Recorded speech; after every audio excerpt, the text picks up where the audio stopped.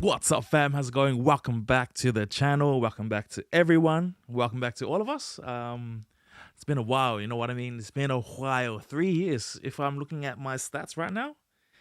And yeah, long time.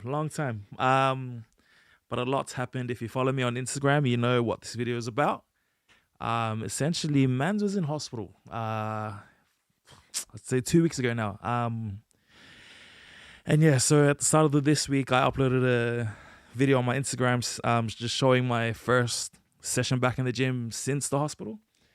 And yeah, so this is the YouTube video that's going to follow, explaining everything that happened, how I got there, how rude it was, the whole experience. And yeah, let's get into it. So I'll talk over the workout footage. So yeah, this is my first session back in the gym.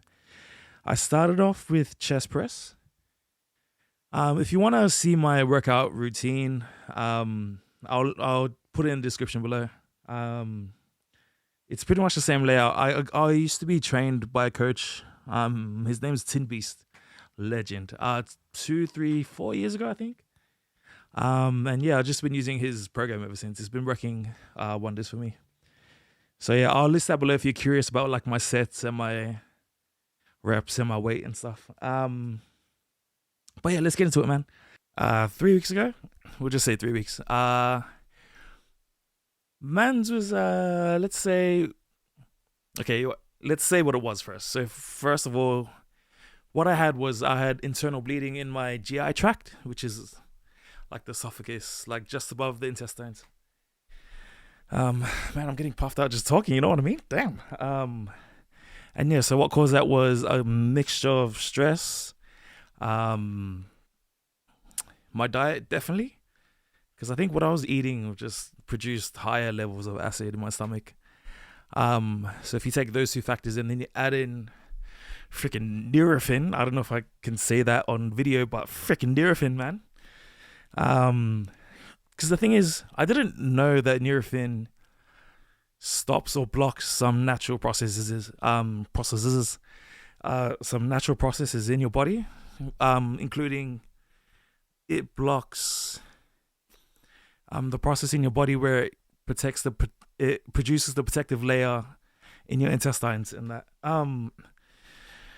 So if you follow that high acid diet, no protective lining in the intestines, GI tract, boom, bleeding, whole. And yeah, man, that whole experience was humbling, man. I was legit getting ready for work as well. I was dying. When this whole thing was happening, I was dying in my work uniform. So how it started was, there's going to be some details that are going to be pretty rude and too much information.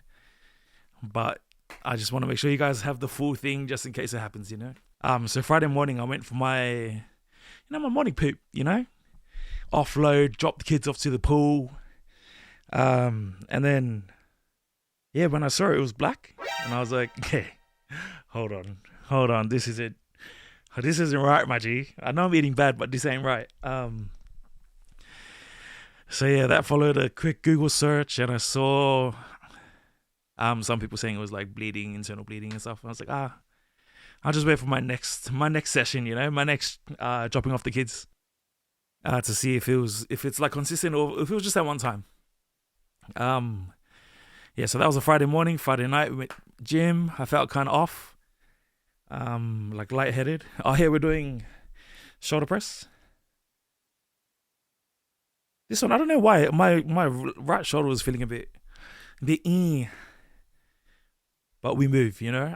But anyways, yeah, so I had a black poop session, and then I went to gym that night. Felt a bit off, didn't train at all. I was legit just went to the gym and sat on the chair, and I was like, think about calling sick tomorrow. During this time I was taking Nurofen because I had headaches, which I later found out is because I had the flu, and I was taking Nurofen because Panadol was finished.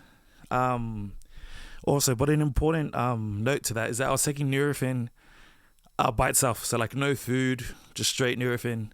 Then I go to bed. So the day before, I took it 3 times. So I took 6. all without food. And the day before I took it 2 times 4, both without food. So roll around to, so if that happened Friday morning, early Saturday morning, like 4 a.m., I wake up and I go to pee, and then next minute, man's on the floor. I just straight pass out. Yeah, so I pass out, I'm on the floor. I'm like, holy crap, I gotta get up. So I try to get up, I stand back up again, and then as I go through the door, I pass out again 2 times. I had like scars. Oh, not the sweating guy. I had scars here, and I had scars on my ankle and my knee as well. This, man, I was trying to do incline Smith machine, but it just wasn't, my shoulder wasn't feeling it. So yeah, I passed out twice, and then I was like, yeah, nah, I'm gonna call in sick to work. So this is 4 a.m. I started at 6 a.m. So I was like, yeah, I'll call in sick. And then I call in sick, and then I start to feel like I need to vomit. And then from there, I'm trying to speed the story up. So from there, I get a bit nauseous. I grab one of our bin bags and I vomit in it. And then when I see inside, it was actually blood. So I vomited out 2 liters of blood, and I was so yuck. Like blood clots or something, or like clumps of blood was coming out. And I saw that, and I was just like, yep, is this it? Is this me? Is this how I go, man? On the couch. So yeah, freaking, I saw that, was disgusting, man. So even though I was nauseous, I was like, I can't have this bag next to me. So I took it outside to the bin, almost passed out again. So I just took my time. And then from there, I was contemplating calling the ambulance. Legit, you can ask Nicole. I looked up how much is an ambulance before calling the ambulance. Because I wanted to make sure, I was like, oh, is my life worth, $1,000, $2,000? And the answer is always yes, okay? If you're ever in a situation like that, the answer is always yes. So yeah, I looked it up. It was like 1,200. So I was like, okay. So I called the ambulance, and then I was just chilling on the couch. On the phone, they were like, oh, make sure you turn the front light on and open the door. I was like, okay, sweet. So I walked to the door, and I almost passed out again. Actually, I did pass out on the way back. I passed out on the couch. And then I came to, and I was like, yeah, nah, man, this is it. This is it for me. So I was lying on the couch, and then I just, like, the thoughts were coming through, but they weren't sticking, because I was like, nah, I got this. But those thoughts of, yeah, this could be it, you know what I mean? Those ones definitely came through. And yeah, so it was a whole humbling experience.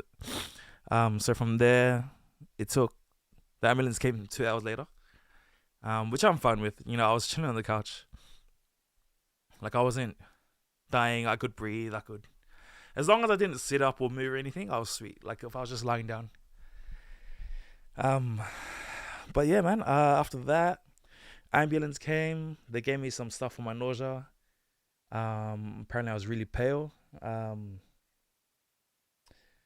Yeah, I was really pale, and then they gave me some stuff, and then they're like, I told them I can't sit up. I can't walk, I can't anything. So they brought the bed inside, and then tell me why something always has to happen when I'm involved, you know what I mean? So they brought the bed around to the couch. They're like, yeah, just can you get up and swivel onto the bed, and then we'll take you from there. I was like, yeah, sweet, no worries. Why did I sit on the bed, and then the bed freaking does one of these ones? Oh, SETI. Apparently, I wish there was like a camera in our living room so I could see it, third person.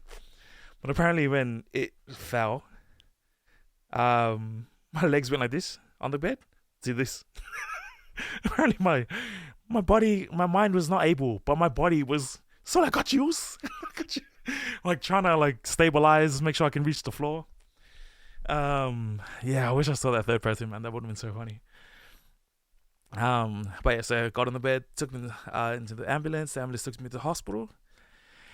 And yeah, that day I had to get a gastroscope. So that's when they put the camera down your throat, and then they put a clip around the hole that they found.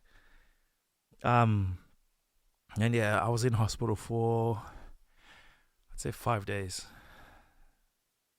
4 or 5 days. But those 4 or 5 days, there was a lot of like contemplating, you know, a lot of thinking, a lot of grounding.